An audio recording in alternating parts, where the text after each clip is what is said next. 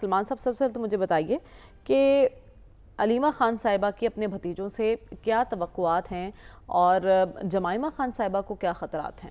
دیکھیں، آپ نے دو خواتین کا ذکر کیا ہے، آپ نے تیسری خاتون کا ذکر نہیں کیا۔ اس میں تین خواتین کے رول بڑے امپورٹنٹ ہیں جب سے قاسم اور سلیمان کے آنے کی بات ہو رہی ہے۔ دیکھیں، جمائمہ خان ان کی ریئل مدر ہیں اور ان کو بہت حد تک پاکستان کے حالات کا بھی پتہ ہے، خان صاحب کی مشکلات کا بھی پتہ ہے، یہاں پیدا شدہ رجحانات کا بھی پتہ ہے، اور انہوں نے اس لیے ریزرویشن کا اظہار کیا۔ انہوں نے کہا کہ میرے بیٹے پاکستان نہیں جائیں گے۔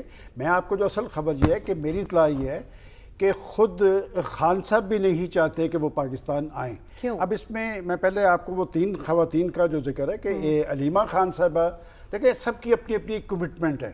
وہ ان کی بہن ہیں، وہ بچوں کی پھپھو ہیں، وہ یہ چاہتی ہیں کہ ان کے مشکلات ختم ہوں، ان کے مقدمات ختم ہوں، ان کی رہائی عمل میں آئے، تو وہ پاکستان کے اندر ایک احتجاج اور احتجاجی کیفیت طاری کرنا چاہتی ہیں۔ اور میں نے کل بھی کہا تھا کہ اگر قاسم اور سلیمان پاکستان آتے ہیں تو وہ پاکستان کے اندر احتجاج یا احتجاجی تحریک کا حصہ نہیں بنیں گے۔ بہرحال لیکن علیمہ صاحبہ ایسا کیوں کہہ رہی ہیں؟ انہیں ایسا کیوں لگتا ہے؟ دیکھیں، وہ اس لیے کہہ رہی ہیں جو میں نے آپ کو بتایا کہ وہ چاہتی ہیں کہ یہاں پر پریشر بنے حکومت پہ، احتجاج ہے، اور میں نے آپ کو کل بھی کہا تھا کہ وہ احتجاج اور احتجاجی تحریک کا حصہ نہیں بنیں گے۔ تیسری ہیں بشرا بی بی۔ دیکھیں، بشرا بی بی صاحبہ کا بھی اپنا ایک ایجنڈا ہے، انہوں نے مشکلات کاٹی ہیں، وہ نہیں چاہیں گی، وہ ان کا رول، وہ اس خاندان کا رول نہیں چاہیں گی کہ عمران خان صاحب کے بعد پاکستان کی سیاست میں ان کے بیٹوں کا کوئی کردار ہو، لہٰذا لیکن وہ تو خود جیل میں بیٹھی ہیں اور مشکلات اس لیے بتا رہا ہوں نا کہ جی کہ وہ نہیں چاہیں گی کہ یہاں پر ان کے بیٹوں کا کوئی کردار ہو۔ سب سے اہم اور بنیادی جو فیصلہ سازی میں رول ہوگا نا، وہ جمائمہ خان صاحبہ کا ہے اور خود عمران خان صاحب کا۔ میں نے آپ کو بتایا کہ عمران خان صاحب نے بھی روک دیا ہے کہ وہ پاکستان میں نہ آئیں، اس لیے کہ ان کو یہ پتہ ہے، جو شخص جیل کے اندر بیٹھ کے یہ بتا رہا ہے کہ بھئی آپ تو یہاں پر کیفیت ہی طاری نہیں کر پائے، اور میں آپ کو مسلسل میں 1-1.5 سال سے کہہ رہا ہوں، بات یہ کہ جب آپ نے اس طرح کی صورتحال طاری کرنی ہوتی ہے نا، اس کے لیے بندوں کا انتخاب درست کیا جاتا ہے۔ کہ مجھے کہنا اچھا نہیں لگتا ہے کہ بار بار ہم جو ان کی لیڈرشپ ہے پاکستان کے اندر، وہ احتجاج کرنے والی لیڈرشپ نہیں ہے۔ دیکھیں، بیرسٹر گوہر بڑے اچھے قانون دان ہوں گے، علی ظفر ہیں، سلمان اکرم راجہ، وہ کیس لڑ سکتے ہیں، وہ سڑکوں پہ آنے والے نہیں۔ اور آپ عملی طور پہ دیکھ لیں، 26 نومبر کو اسلام آباد میں احتجاج ہو رہا تھا، سلمان اکرم راجہ لاہور میں موجود تھے۔ اس وقت بھی میں آپ کو ایک بات اور جو میں محسوس کر رہا ہوں کہ احتجاجی کیفیت طاری نہیں کر پائے۔ میں تو یہ حیران ہوں کہ یہ 5 اگست کو کس طرح احتجاج کریں گے۔ اس کا فیصلہ بھی وہ جو 31 جولائی کا انہوں نے ایک اجلاس بلا لیا ہے، میرا خیال ہے کہ اس آل پارٹیز کانفرنس میں ان کی پارٹی کے اندر یہ تحریک موجود ہے کہ ہم بارشوں اور سیلاب کو جواز بنا کر اس تحریک کو کچھ عرصے کے لیے مؤخر کر دیں۔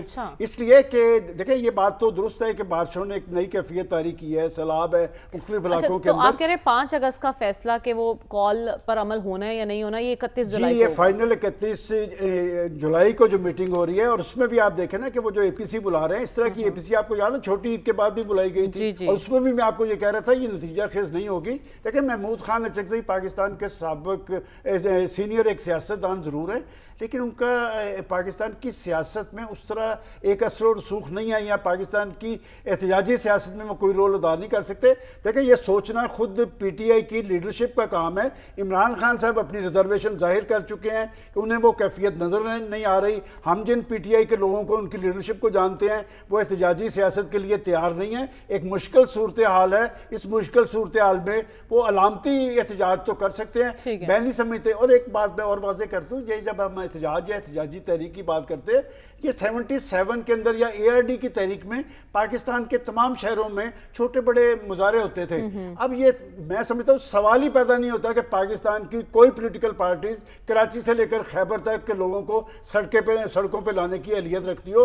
جلسے جلوس، چھوٹے موٹے مظاہرے ضرور کیے جا سکتے ہیں، میں نہیں سمجھتا کہ 5 اگست کو کوئی بڑا احتجاج پاکستان میں ہو سکے۔ لیکن آپ نے تو ایک بہت بڑا کویسچن مارک لگا دیا نا کہ ہو سکتا ہے کہ 5 اگست کو کوئی احتجاجی تحریک چلے ہی نہ۔ سلمان صاحب، 2 طرفہ تعاون، ایک تو دہشت گردی کے خاتمے کے لیے اور پھر ایڈ نہیں ٹریڈ کی بات کی گئی ہے، تو پاکستان کے لیے کس حد تک خوش کن ملاقات ہے؟ دیکھیں، بات یہ ہے کہ یہ جو پہلگام کا واقعہ ہے، یہ تھا تو پاکستان کو پھنسانے کے لیے، لیکن علاقائی اور عالمی تاریخ بدل گئی ہے۔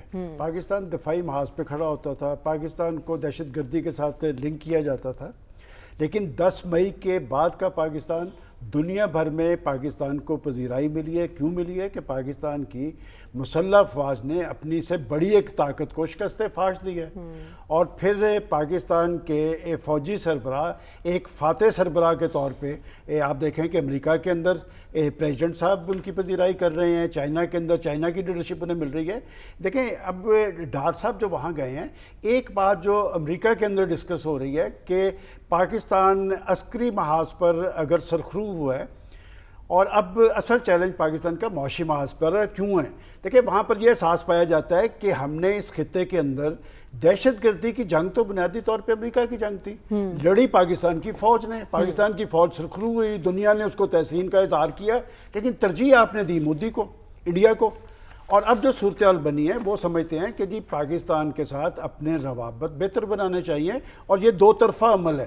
دیکھیں بات یہ کہ اگر پریزیڈنٹ ٹرمپ ثالثی کی بات کر رہے تھے, ایشوز کی بات کر رہے تھے, سب سے زیادہ اگر نیگیٹو پوائنٹ ہے تو دو ایشوز تھے جس پہ آج انڈیا ڈیفینسو پہ کھڑا ہے. ایک تو پہلگام پر تحقیقات, وہ تحقیقات پہ نہیں آیا, اور دوسری بات ڈائیلاگ کیا کہ پاکستان نے کہا جی آئیں آپ ڈائیلاگ کرنے کے لیے تیار ہیں, اور پاکستان نے بڑا پازیٹیو سٹانس لیا. آج کا نہیں, ہمارے ہر پرائم منسٹر امریکہ نے بھی اس پر ثالث کے کردار کی بات کی, لیکن دوسری طرف سے کوئی پازیٹیو پاکستان کی علاقائی اہمیت حیثیت کو تسلیم کیا ہے, اور بیرونی محاذ پر پاکستان کی زبردست پذیرائی اس لیے ہے کہ 10 مئی کو پاکستان نے نہ صرف ادھر فتح کا جھنڈا گاڑا ہے, دنیا کے اندر معاشی حوالے سے لیکن